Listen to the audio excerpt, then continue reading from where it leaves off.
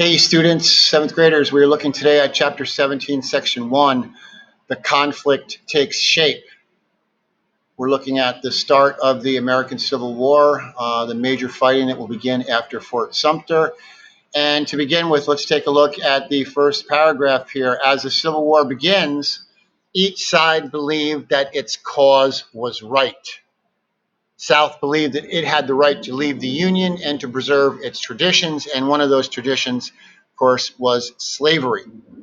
The North believed that it was right to save the Union, but not all Northerners believed that slavery had to be abolished. So a lot of Northerners felt that the uh, the North was right to defend the Union staying together, to stop the seceding states from leaving the Union, but not all Northerners were together or were in agreement on wanting to abolish slavery.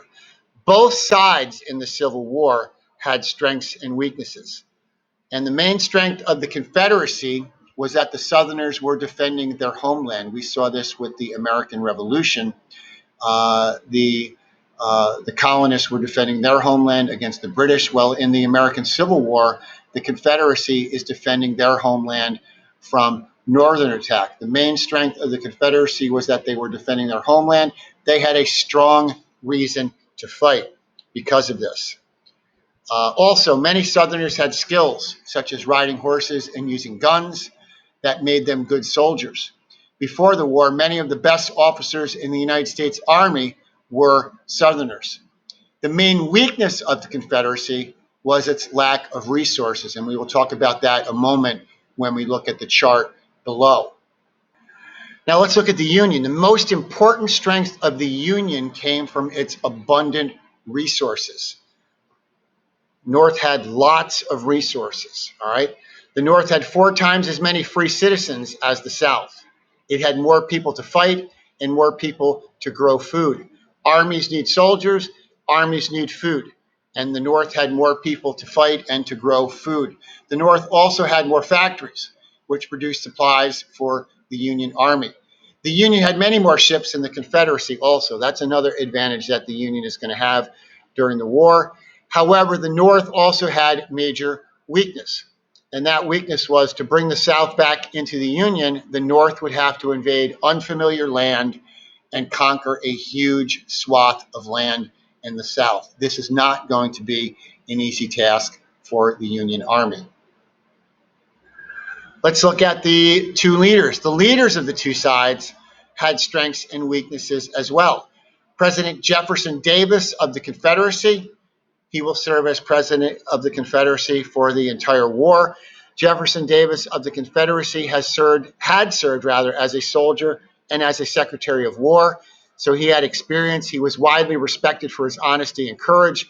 However, in making decisions, he did not always pay attention to the advice of others that he surrounded himself with. Let's look at Lincoln, President Lincoln of the Union of the United States. Lincoln, some Northerners doubted his ability to lead.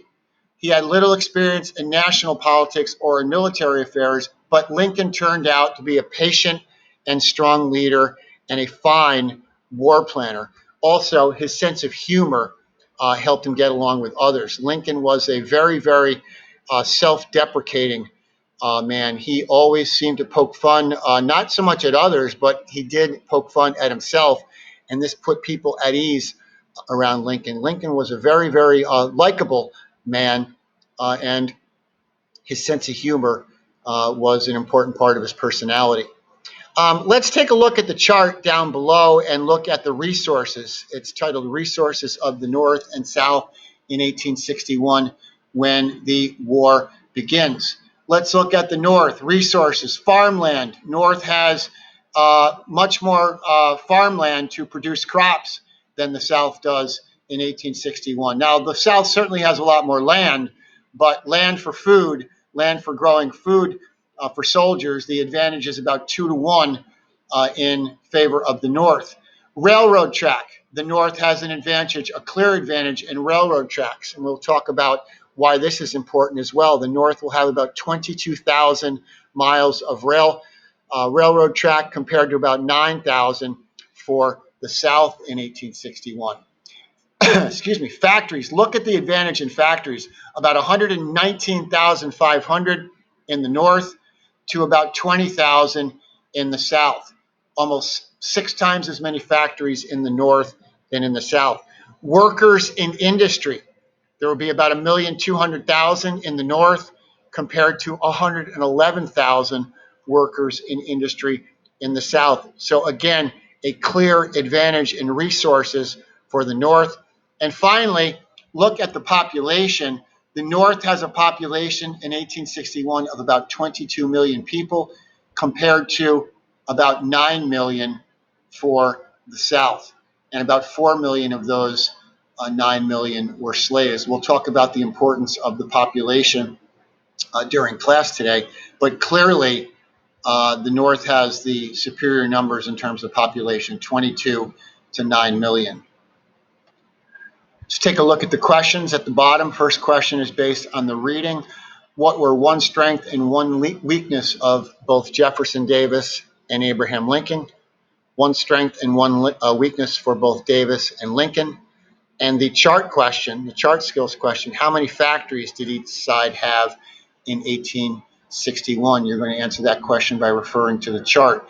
When we return in our next screencast 17.3, we will look at the Emancipation Proclamation, which will be issued by President Lincoln to take effect on January 1st, 1863. We'll talk about the Emancipation Proclamation. See you soon, 7th graders.